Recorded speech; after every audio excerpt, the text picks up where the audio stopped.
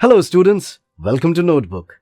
Indian craftspersons have made beautiful objects and buildings and carved beautiful structures for a very long time.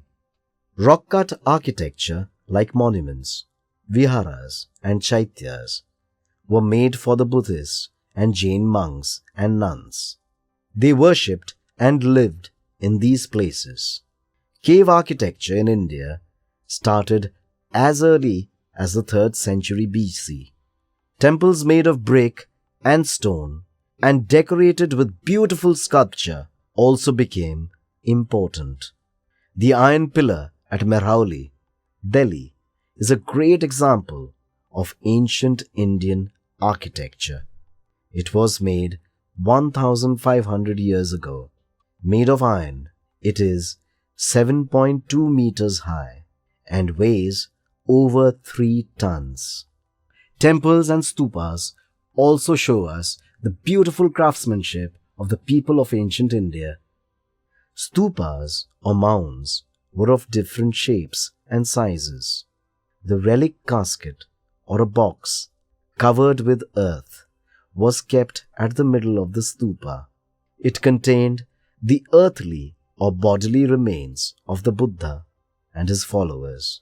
It also held the things they used, like precious stones and coins. A path surrounded by railings called 𝗺𝘃𝗁𝗵 was often laid around the stupa. Devotees walked on the 𝗺𝘃𝗁𝗵 around the stupa in a clockwise direction to show their devotion. Temples for Vishnu, Shiva and Durga were also built around this time. The most important part of the temple was the room called the Garbhagriha. Devotees prayed to the deity in this room and priests performed religious rituals. Many temples had a tower known as the shikhara built on top of the Garbhagriha. People recognized the place as sacred or holy when they saw the shikhara. Temples also had a space called the mandapa and an assembly hall for the people. Building such elaborate temples was very expensive. Kings and queens decided to build temples and contributed money for them. They paid the craftspersons from their treasury or reserves of wealth. Different people paid for the temple decorations. They were the merchants, farmers, garland makers, perfumers, common men and women. An association of ivory workers paid for a beautiful gateway at Sanchi. People who came to visit the stupa or the temple also brought gifts and made donations. Building these temples was a difficult and long process. It involved many steps like finding the right stones, carrying the stones, and carving pillars and panels out of the stones. The Buddhist monks lived in natural caves, hollowed or carved out of the hills. The walls of these caves were decorated with beautiful paintings, which had vivid colors. The colors were made of plants and minerals, and they looked bright even after 1500 years. The insides of the caves were dark, so painters had to paint by torchlight. Grand and long epics, which tell us stories about heroic men and women, were written during this age.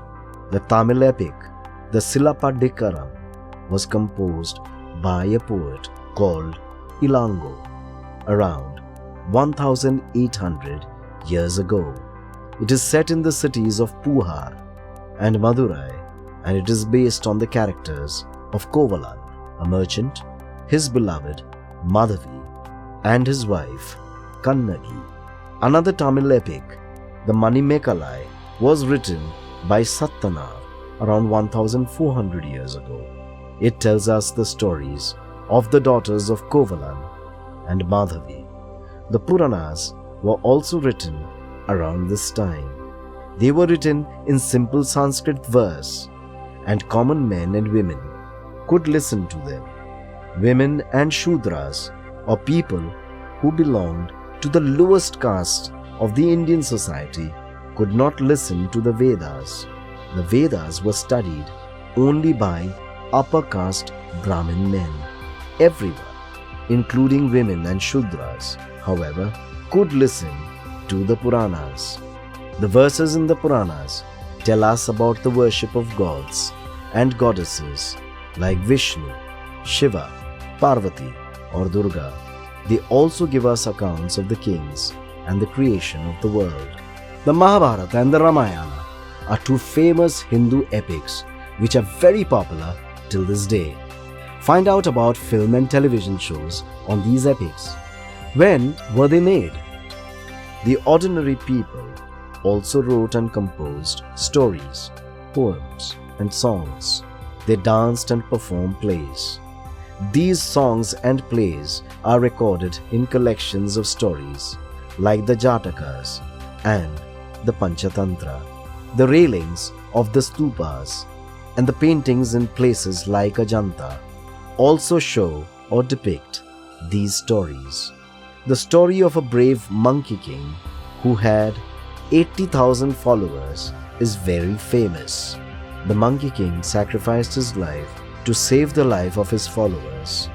The story is shown on a piece of sculpture found from a stupa at Bharhut in central India. Books on the sciences were also written during this time. Mathematicians and astronomers like Aryabhatta, Baharamihira, Brahmagupta and Bhaskaracharya made important discoveries. Aryabhatta wrote a book in Sanskrit called the 𝗺𝗔𝗵𝗵, where he explained the rotation of the earth and the lunar and solar eclipses. He also found a way of calculating the circumference of a circle.